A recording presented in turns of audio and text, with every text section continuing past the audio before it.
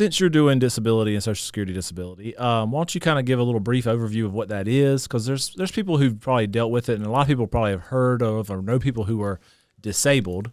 But there are two different programs, under the Social Security Administration. So maybe just explain kind of a brief overview of what that is, and then we'll kind of dig deeper. Okay. Yes. So within disability, if you look at disability as an umbrella, there are two different branches that fall underneath this. And so you have the SSI, which is supplemental income, okay. And that's considered more like a social services. That's for people who don't have enough work credits. They haven't actually paid enough into it, and it's a limited amount of money, but it's a supplemental portion of money. And you would be able to qualify for Medicaid if you're disabled under SSI.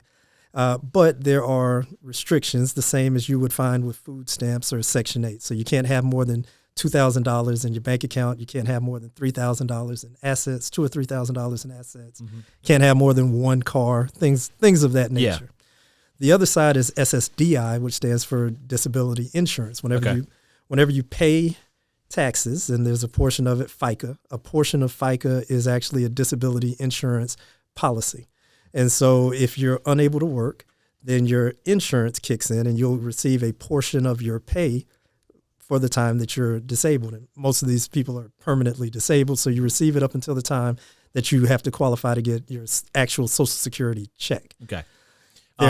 Sorry, I didn't mean to cut you off. Go ahead. Oh, well, with SSDI, they don't have the same restrictions. You don't have to have a limited amount of money in your account or anything like that. It's actually what you have paid to have within your disability. Much like Social Security.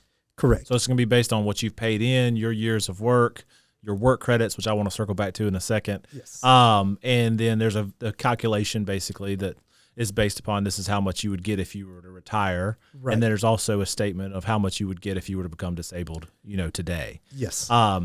But